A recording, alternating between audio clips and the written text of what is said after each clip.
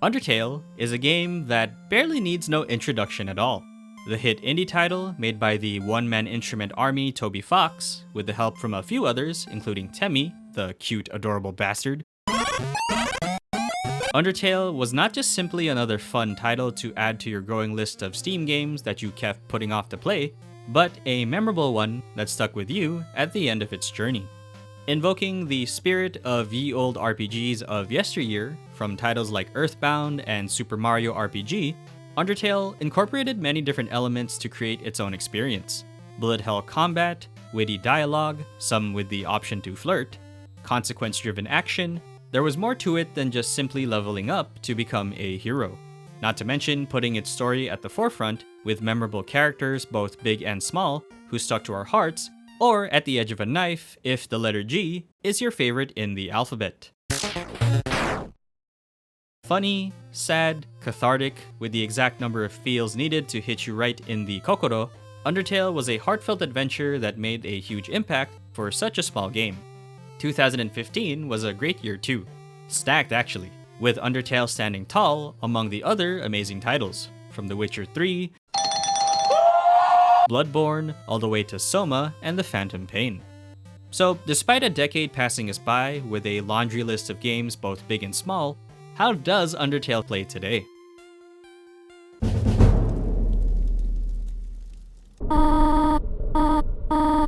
Undertale is an emotional adventure that will tug on your heartstrings in a number of different ways, most of which will slap you in the face when you realize that combat is actually not required.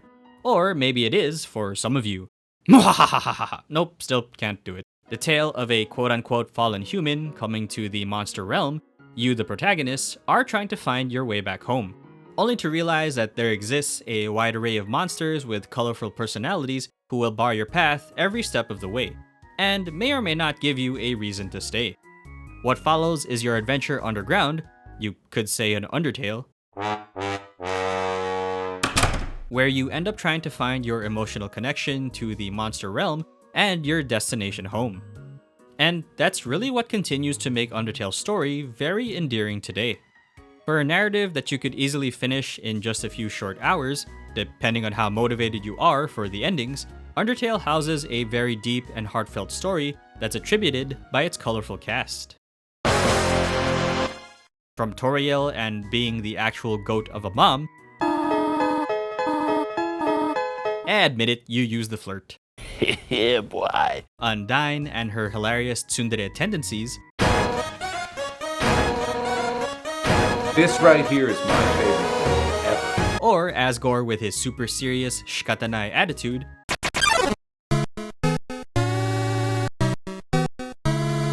everyone from the tiniest NPC to the most important, they're all here to let you know how much of a heartfelt ride Undertale is.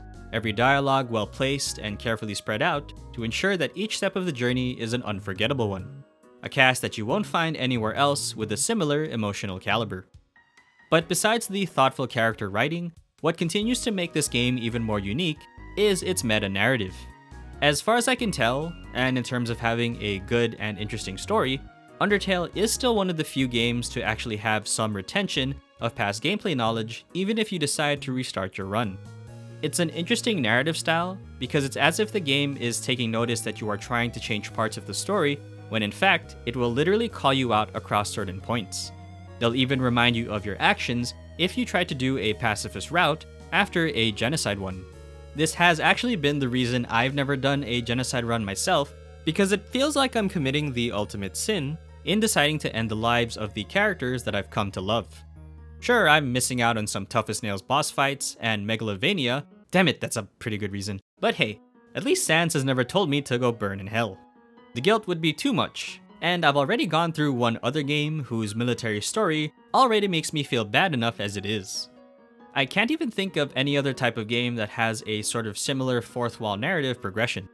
Doki Doki Literature and Stanley Parable come to mind, but nothing quite to the extent of the dialogue integration and emotional repercussions in Undertale. Maybe Nier Automata as well?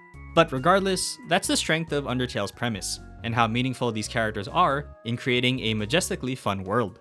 A story and narrative structure that has aged wonderfully these past 10 years, to still make it one of a kind.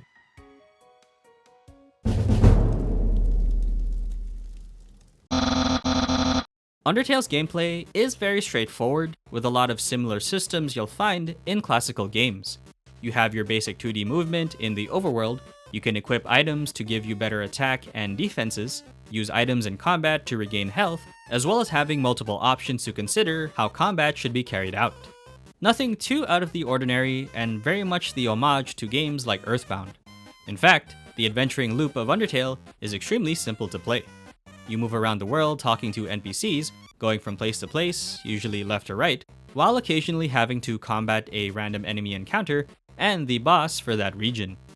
Also dating. Who knew that could be a tough fight, huh? I'm boned. What is most unique about Undertale is the method of combat.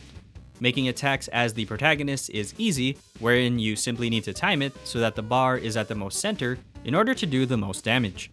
But what really makes Undertale is how the player defends against the opponent. Instead of taking a guaranteed hit, the game actually shifts to a bullet hell type minigame where your character's soul needs to move around in order to avoid getting hit. As a person who loves difficult as hell games, not a masochist I swear, and in general, games that put a more unique spin on simple turn-based combat, Undertale's defensive mechanic is what still makes this game uniquely fun. It's not just that it's more hands-on and great to perform, but also how varied it is. You'll occasionally be hit with modifiers that completely change the dynamic, forcing you to do a jumping puzzle, block spears, or even turn into an actual shmup. Every enemy is different too, and not a single one has the same identical bullet hell design. But besides this core defensive mechanic, it's also the game's method in sparing enemy encounters instead of killing them. By picking the right act options, you can essentially convince the enemy to stand down and spare their life instead. What makes it fun is how it actually relates to the personalities of each monster. Aaron, not Hansen, is a muscular merhorse, just a seahorse in my head, who you have to flex your muscles with in order to get the mercy option. Power! Froggets need to be complimented, Doggo, yes, that's his actual name, needs to be petted, and Muffet can be completely swayed by eating a spider donut, which is made from actual spiders. This is my favorite gameplay mechanic because it manages to weave both its combat loop into the narrative world building of the game. On top of the main cast of characters, you get to see the other monster personalities independent of the overworld conversations. There's also the occasional overworld puzzle, and there are at least simple fun challenges as the roadblocks peppered throughout the journey. Outside of that though, that's pretty much it. If you're looking for a challenge, then yes, the genocide route is there for you, and I have no doubt those boss fights will test your mettle. Anything more than that, and you'll be left wanting. But since Undertale has always been about putting its story foot forward, the gameplay is more than perfect enough in its integration. Still very unique gameplay, and holds up well for player interactivity.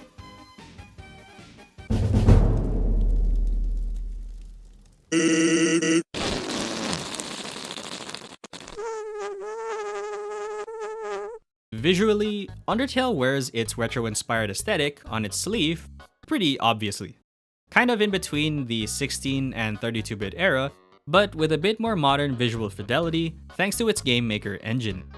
As someone who does enjoy more retro-inspired aesthetics, Undertale nails it quite appropriately. A lot of the sprites are distinctive, and there's a lot of fun silhouettes between each of the different characters in-game, as well as some distinctive color variation between each of the biomes in the underground. There's definitely a lot more going on during the combat encounters, as sprites and animations look a lot more detailed. I do think your appreciation for retro aesthetics will depend entirely on your preference. Because this game is meant to invoke a specific graphical era, it's arguably more of a niche pick for a certain group of people. If I had to make a specific argument for the retro cartoonish visuals, it's the way it juxtaposes some of its heavier themes that actually makes them stand out. Maybe they might betray the darker nature for some because it is too cartoony, but the contrast has always made it feel more apparent to me. Kind of like when you can't help but notice the darker themes of a cartoon because you just wouldn't expect it.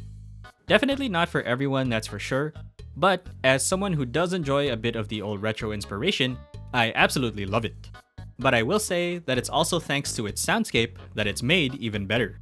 Perfectly, in fact. When it comes to the effects, It's absurd how much variety Toby has brought to make the world pop out.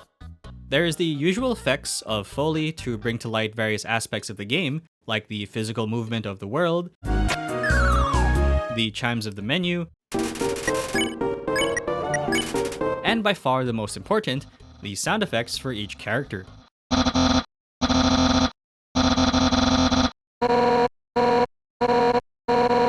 Unless I've managed to overlook some major games that implemented similar effects, the use of specific sounds for each of the characters' dialogue texts is a well-executed sound profile that manages to bring some audio personality to the characters despite their lack of voice. Also helps to aid the visuals for their font usage. Still can't get over the whole Comic Sans. But the music. The music. For a retro-styled soundtrack, Toby's work is nothing short of astounding. Everything from the way it creates mood, atmosphere, character, thematic build-up. Only so many soundtracks in video games have this level of juxtaposition and framing.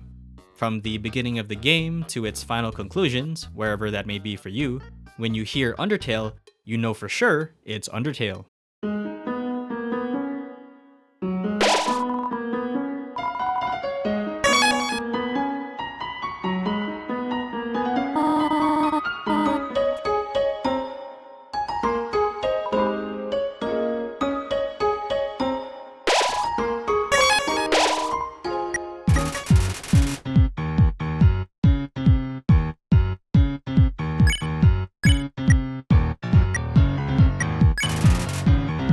This is something I can't praise enough, and one of the few games that fully comprehends its sound design to make both the characters and environment come alive.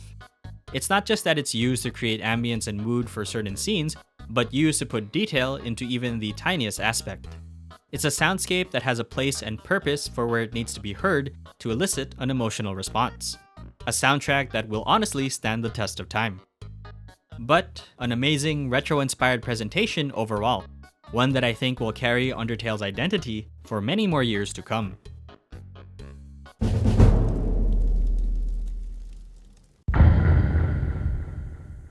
Does it hold up? Well, if some of the early commenters who haven't watched the video yet haven't already told you, hell yeah, it holds up! 10 years later, Undertale still manages to have a strong sense of identity that most other games lack. Sure, it does have the benefit of being an indie title, which lends itself to more focused, creative outputs from a smaller team, but that's what Undertale needed to have to be just that. A creatively fun game that wears many of its inspirations on its sleeve, while also trying to bring to light its own sense of self. The tale of the underground, the written cast, simple but thematic combat, a well-produced soundscape, challenging when it needs to be, it really hits all the marks to make such an amazing game, and there's really nothing quite like Undertale. Now, I still do have Deltarune to go through, but I'm kind of biding my time before I jump in, since I know it's not exactly finished yet, and I'll patiently wait to experience that in its entirety. But playing Undertale again has reminded me why it's such a unique gem, even when I know I've already been through it before. A title that has held up amazingly well, and will still hold up for many more years to come. Maybe I'll check it again 10 years from now. But that's gonna do it for today, guys. Thanks for sticking around. There will be more games to play and more videos coming soon, so please stay tuned if you'd like to see more. But for now, I'll see you all next time.